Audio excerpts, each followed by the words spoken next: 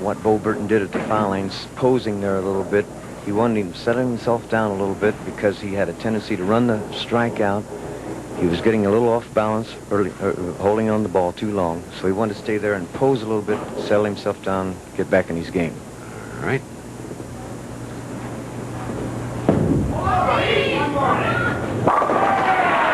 A one-pin lead now held by Pete Couture. This is some battle to get into the final game against tournament leader Pete Weber. Bo Burton has a triple working. He'll be shooting the sixth, but a replay of that last strike. Good roll on the ball. Good solid hit. All 10 pins in the pit. How about that?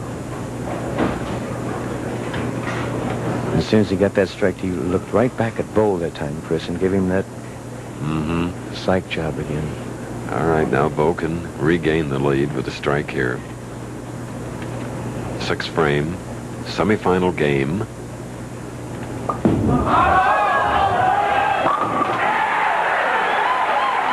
And our seesaw battle, like a good boxing match, taking place here at Dick Weber Lanes in Florissant, Missouri. They jab and then they throw the knockout punch with those strikes. No roundhouses today. No. All right.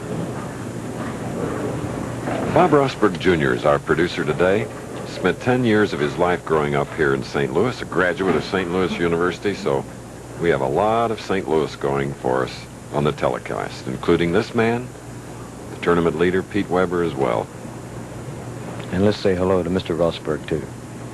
Yeah, Dad Rosberg, Eisenhower Hospital after triple heart. And if Bob the golfer is watching, that's the way he used to putt. Right in the pocket or in the cup. What a match. More of it. But first, this pause.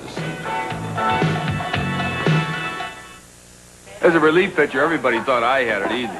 See Pat here? He'd pitch his heart out for 8 innings or so, and then Sparky would come in, toss 3 or 4 pitches, and walk away with a win. But I had to train just like the rest of us. Yeah, well, I still like to keep in shape, and I He drinks light beer from Miller.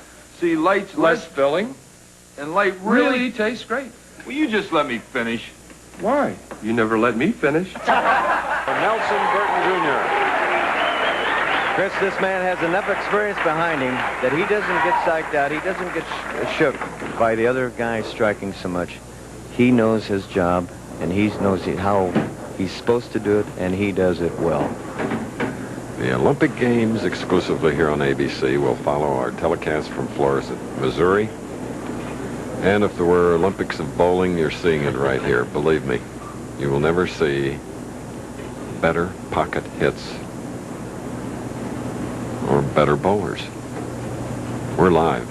We are. 9th frame up, big one. 6 in a row. Oh, a 10-pin. He wanted that so bad. He got a little crisp with the shot, a little too much speed, causing the flat 10. Threw the ball well. You saw a little bit of relief on the face of Couture. Here it is. Not quite getting solid in the pocket, laying the 6 in the gutter, leaving the weak 10. Trying to boost it up there with his teeth a little bit. Cross lane. Sensational bowling, and it looks to me like there could be a tie. Well, yes, it's very, very important on the count here. Of course, this strike here for Pete Couture will put him 2 pins up. Of course, the next ball, the 10th frame, first ball in the 10th frame, he has to watch the count. He can't be too laxed out there. Talk about pressure right now in this 3rd game of the day, Couture and Burton.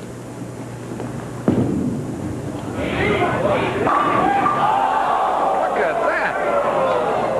That is glued to the deck. The 8-pin. Wow, a bad break for Pete, good break for Bo. You can't say anything more. Here's the reaction of the ball. Solid as can be. The 1 and the 3 just kiss and go right around the 8-pin. Wowie. Look at that. Yeah. Disbelief. Well, his work at the hand knocked down the 8 pin. Strike in the 9th frame. 208 for Bo through 8 with a spare up. 199 for Couture through the 8 with a spare up. The situation, Chris. Couture must double and at least 9 pins to force Burton to get a strike and spare for a tie.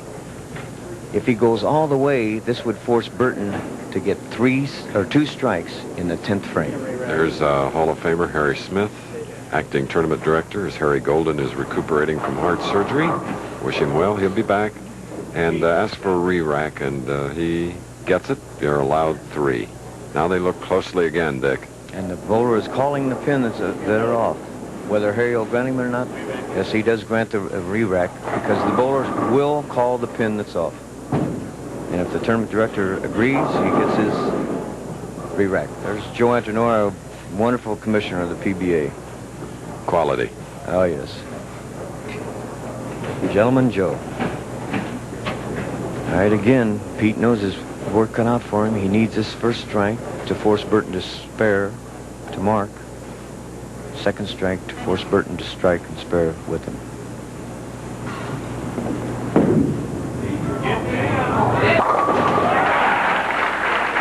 Pete Couture of Windsor Locks, Connecticut. 38 years old, 5 feet 8, 140 pounds.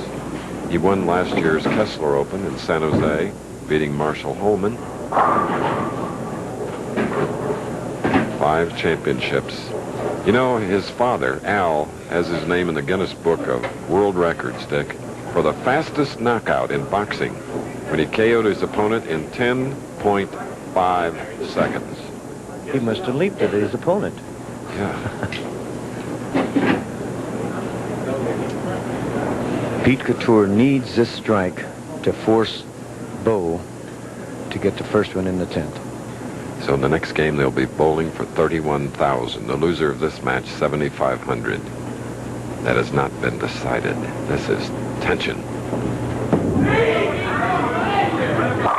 Yeah. Look at him down on his knees. Count is very important here for him. He needs at least 9 pins to force Bo to strike and spare for the tie. If he carries the strike and gets 249 game, that will force Bo Burton to get the first 2 strikes, no matter what the pins count will be in the 3rd ball of the 10th frame. The reaction coming from a man who had the highest average this week of 223.5. All those games and bowling that well. That's why they're in the finals here in our telecast from Florissant, Missouri. Bo looking away.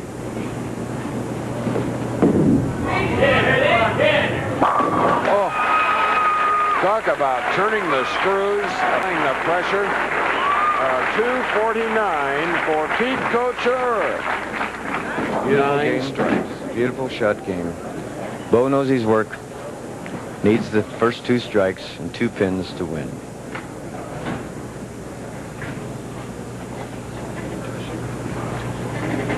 Sissy Burton. I think it's worth sitting there and watching. Tough seat. Here's Bo in the right lane.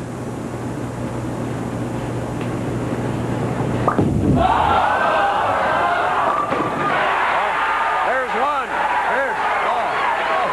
Well, you will not see better bowling anywhere, anytime, any place. Holy mackerel. Now Look, he's going to put another piece of tape in the bowling ball. Now that takes courage, because he just threw the best ball of his life, first ball in the 10th frame. That tightens the thumb up a little bit. You can relax the thumb a little bit easier, get the good roll. Nikki and Katrina and Tripper, the 3 Burton children, watching with their mom. Now he needs one more of those X's right here.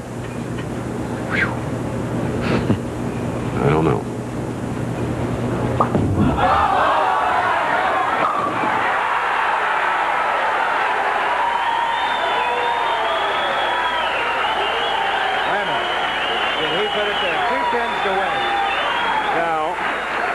Jim Stefanich in 1975 in Denver had the highest 3-game series on television. And Bo could tie that record.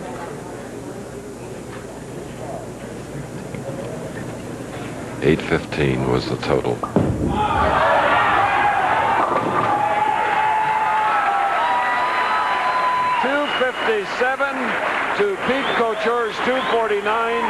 Nelson Burton Jr. in an all St. Louis final will meet Pete Weber. And that is coming up live from Missouri. Now you owe me $4 million, Dad. $3 million. Want to go double or nothing? Bet you my deodorant's stronger than yours. Oh, you'll lose. My deodorant's Old Spice. Well, mine's new, improved Old Spice. New improved.